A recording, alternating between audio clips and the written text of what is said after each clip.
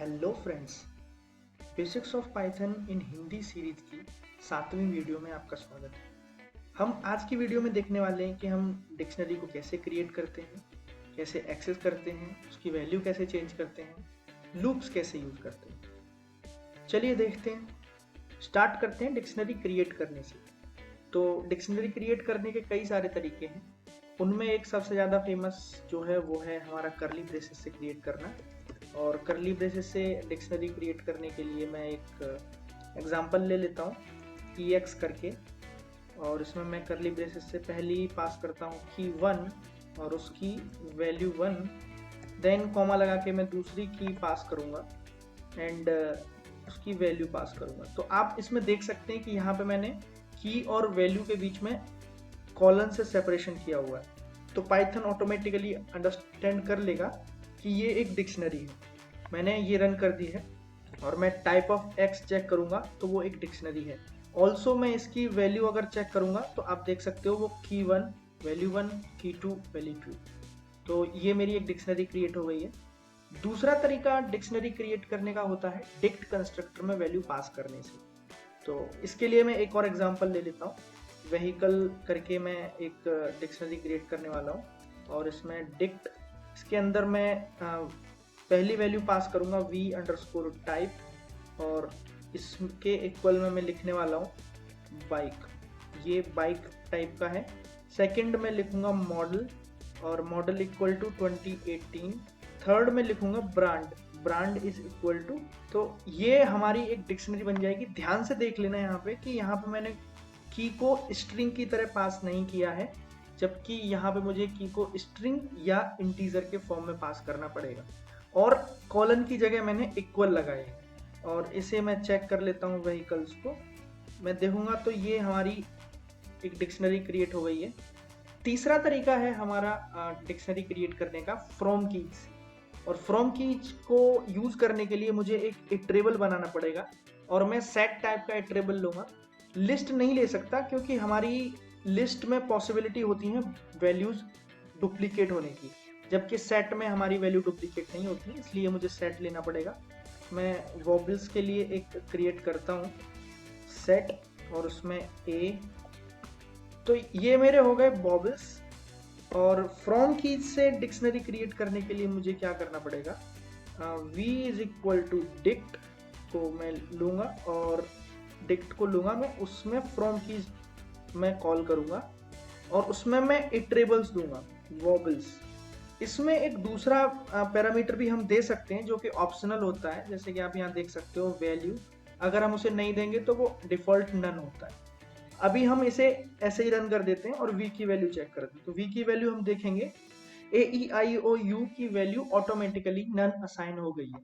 अगर मैं उसकी वैल्यू में कुछ डिफॉल्ट वैल्यू पास कर देता हूँ, सपोज मैं लिख देता हूँ ये वॉबल्स हैं, तो ये हमारे जो AEIOU हैं, हमारे जो वॉबल्स हैं, उनकी वैल्यू, हर एक की वैल्यू वॉबल्स असाइन हो गई है। तो हम फ्रॉम की से भी डिक्शनरी क्रिएट कर सकते हैं। ये था हमारा डिक्शनरी क्रिएट करने का तीसरा तरीका। नेक्स्ट आता है हमारा एक्सेसिंग द डिक्शनरी। तो डिक्शनरी एक्सेस करने के दो तरीके हैं।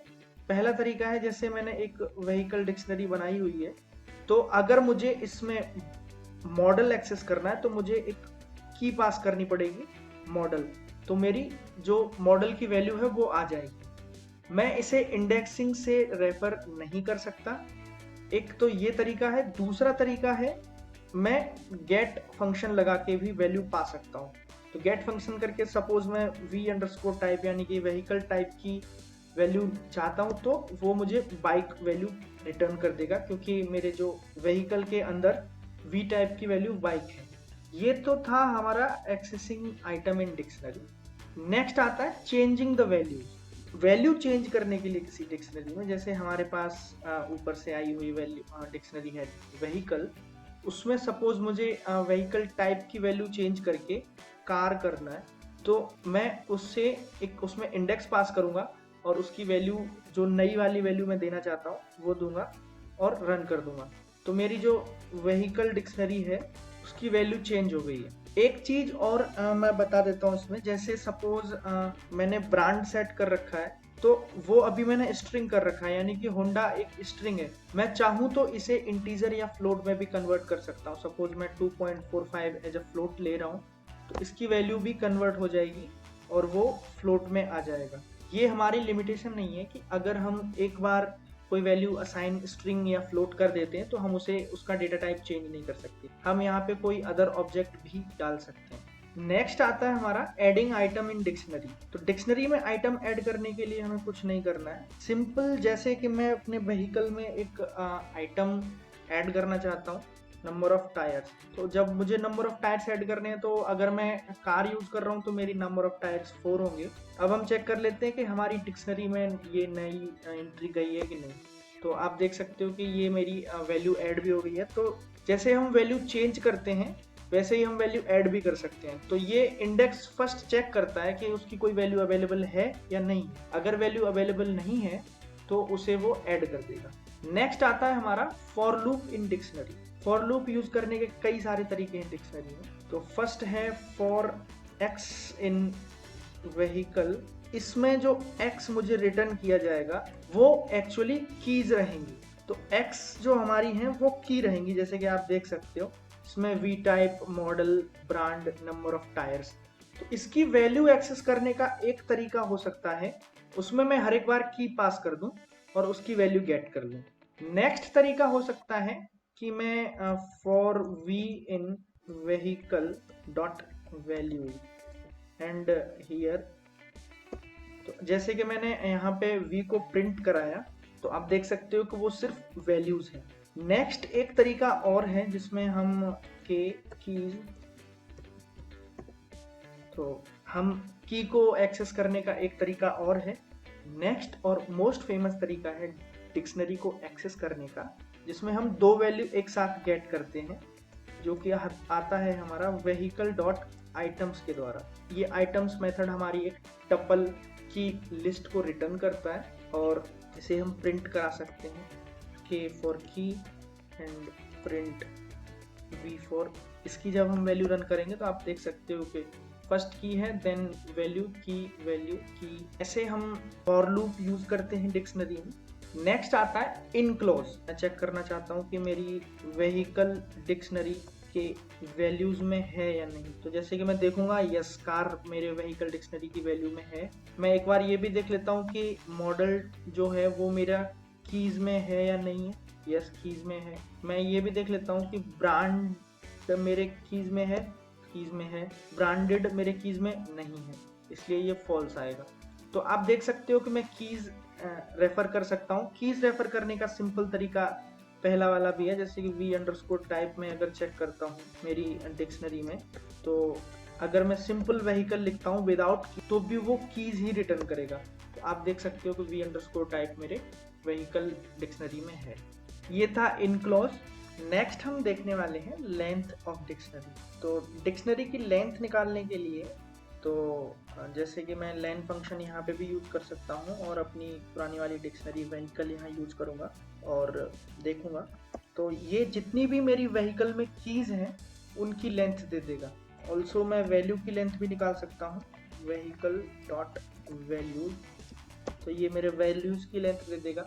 एक तरीका और होता है लेंथ निकालने का, वो है व्हीकल अंडरस्कोर अंडरस्कोर। जैसे कि हम लिस्ट और टपल में लेंथ निकालते हैं वैसे ही हम यहाँ पे निकाल सकते हैं। और ये फंक्शन अल्टीमेटली इस फंक्शन को कॉल करता है, नो मैटर कि हम ये यूज करें या ये यूज करें, आंसर सेम आएगा।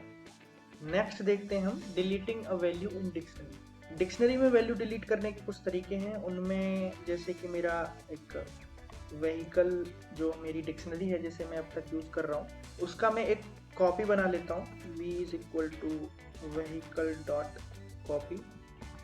v की वैल्यू मैं चेक कर लेता हूँ। पहला मेथड मैं चेक करूंगा डिलीट करने के लिए, वो है पॉप। और जैसे कि हम लिस्ट में पॉप को बिना आर्ग्यूमेंट के साथ देते हैं, लेकिन यहाँ पे मुझे पॉप में आर्ग्यूमेंट देना पड़ेगा और वो आर्ग्यूमेंट मैं कोई एक कीज दूंगा। तो जैसे मैं की देना चाहता हूँ v अंडरस्कोर टाइप, तो ये मुझे जो उसकी वैल्यू होगी उसे रिटर्न कर देगा और ये कार उसकी वैल्यू है।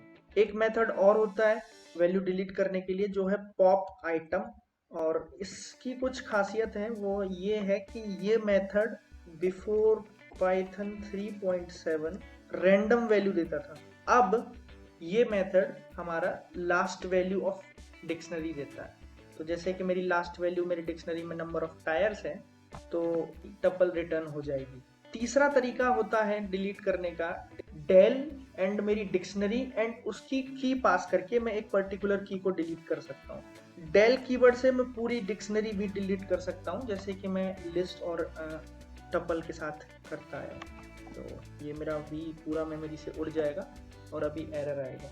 नेक्स्ट हम देखते हैं कॉपी मेथड डिक्शनरी में। जैसे सपोज मुझे v is equal to vehicle की कॉपी बनानी है, तो मैं इस मेथड का यूज करूंगा। v में मेरा जो भी मेरा व्हीकल का कंटेंट है वो v में आ जाएगा। एक्चुअली जरूरत क्यों पड़ी कॉपी करने की? कॉपी करने की जरूरत इसलिए पड़ी कि अगर मैं इसको कॉपी नहीं करता हूँ और c इज इक्वल टू एक नई रेफरेंस बनाता हूँ व्हीकल का, तो जो भी मैं c में चेंज करूंगा, c में सपोज मैंने एक नया ऐड कर दिया नंबर और उसकी वैल्यू मैंने ऐड कर दी 23, तो जैसे कि आप देखोगे कि ये व्हीकल में भी अपेंड हो जाएगा। आपने देखा ये व्हीकल में भी अपेंड हो गया। इसलिए मुझे कॉपी करके एक अलग डिक्शनरी बनानी पड़ेगी जो कि टोटली डिफरेंट डिक्शनरी हो जाएगी। इसलिए मुझे कॉपी फंक्शन यूज करना पड़ेगा। क्लियर, नेक्स्ट मेथड आता है क्लियर। तो क्लियर मेथड हमारा यूज होता है किसी भी डिक्शनरी को टोटली क्लियर करने के लिए। v डॉट क्लियर अगर मैं करूंगा तो मेरी जो v डिक्शनरी है वो पूरा एम्प्टी हो जाएगी। नेक्स्ट आता है ज्वाइनिंग टू डिक्शनरी। तो मैं दो डिक्शनरी को ज्वाइन नहीं कर सकता, वो एरर देंगी। जैसे कि आप देख सकते हो मेरे पास एक डिक्शनरी है v, दूसरी डिक्शनरी है व्हीकल। ऑल्दो v मेरी एम्प्टी है, फिर भी मैं v को व्हीकल के साथ ऐड नहीं कर सकता क्योंकि ये एक अनसपोर्टेड टाइप। तो गाइज ये था मेरा आज का वीडियो डिक्शनरी का, और अगर वीडियो पसंद आए तो लाइक करिए और चैनल को सब्सक्राइब करिए। आगे काफ़ी इंपॉर्टेंट कंटेंट आने वाला है और हम पाइथन कंसेप्ट को काफ़ी डीप में समझेंगे। Thank you.